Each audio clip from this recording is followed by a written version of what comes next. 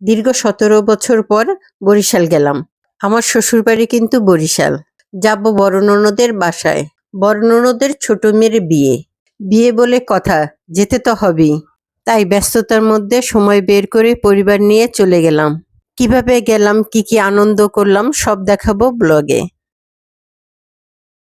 আমি, আমার মেয়ে এবং আমার পরিবার সবাই দাঁড়িয়ে আছি বাসের জন্য। দেখতে পাচ্ছেন আমরা অনেকটা এক্সাইটেড। এক্সাইটেড হবই না কেন? এত বছর পর যাচ্ছি। সময়টা ছিল জানুয়ারি মাস। আমাদের সাথে আমার ছোট বোনের হাজবেন্ডও যাচ্ছে। সকাল ৭টায় আমাদের বাস ছাড়ার কথা। ৮টা বেজে গেছে, এখনো বাসের জন্য দাঁড়িয়ে আছি। যাওয়ার আগের দিন সিদ্ধান্ত হয় আমরা যাব। তাই যাওয়ার জন্য গুছগাছ প্যাকিং প্রস্তুতি নিতে নিতে সারা রাত চলে যায়। আমরা তো কনফিউজ ছিলাম, যাব কি যাব না। ব্যবসা এত ব্যস্ততার মধ্যেও সময় বের করে যাওয়াটা ছিল খুবই টাফ। তারপর সময় বের করে যেতে পারছি, আলহামদুলিল্লাহ। বাসে করে পদ্মা সেতু পাড়ি দিচ্ছি।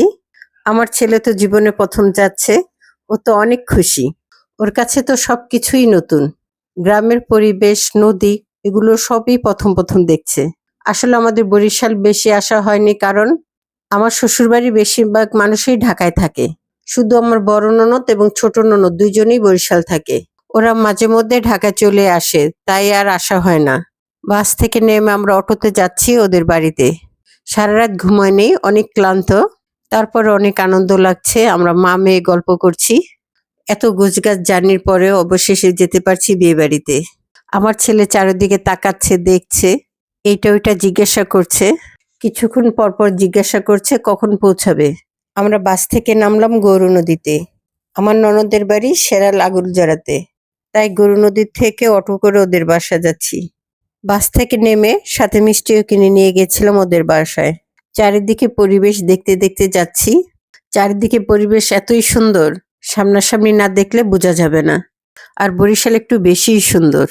চারিদিকে শুধু সবুজ আর সবুজ। আমরা যেদিন যাই সেদিন হলুদের প্রোগ্রাম ছিল। হলুদের প্রোগ্রাম ছিল সন্ধ্যায়। আমরা পৌঁছাই দুপুর 12টায়। ঢাকা থেকে যে ননদগুলো গিয়েছে ওরা বারবার কল দিচ্ছিল আমরা কখন পৌঁছাবো। অবশেষে পৌঁছালাম। যাওয়ার সাথে সাথে আমাদের নাস্তা দিয়েছে। আমরা ফ্রেশ হয়ে হাত মুখ ধুয়ে নাস্তা খেলাম। আমাদের দেখে সবাই অনেক খুশি হয়েছে। বিয়ে বাড়িতে সবাই অনেক ব্যস্ত, তারপর আমাদের অনেক সময় দিয়েছে। নাস্তায় দিয়েছে মিষ্টি, ফল, ডিম পোস্ট, সাথে চা। চা খাচ্ছিলাম আর সবার সাথে গল্প করছিলাম। বিয়ে বাড়িতে সবাই একসাথে হলে যা হয়।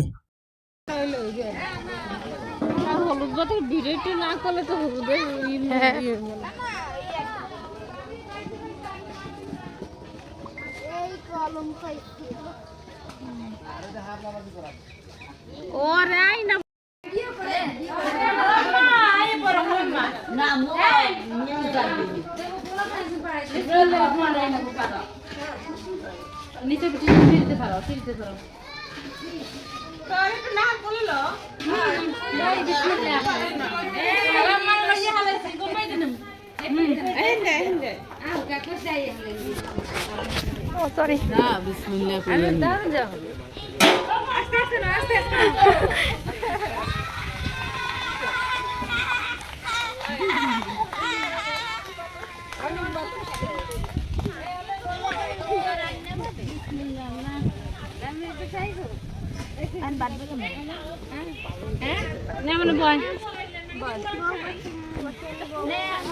হলুদ বাড়ে না এখন তো হলুদ কইলাম রে বাড়দে আমি না আমি ছেলের বাড়ি আমি ঠান্ডা লাগি বল এখন বইরে হ্যাঁ আজকে ওই যে আমার নাতি গান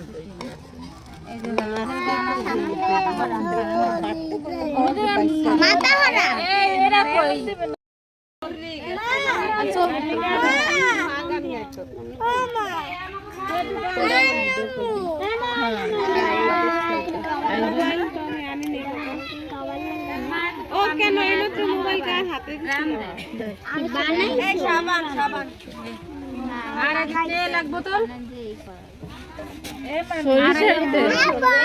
নাস্তার পরে মেয়েকে গোসল করাবে, এজন্য হলুদ দেওয়ার জন্য নিয়ে এসেছে। মাশাআল্লাহ, আমাদের এই মেয়ের বিয়ে, কালোর বিয়ে, আজ সন্ধ্যার হলুদ। তাই এখন গোসল করানো হচ্ছে হলুদ দিয়ে। পরের ব্লগে বিস্তারিত দেখতে পাবেন।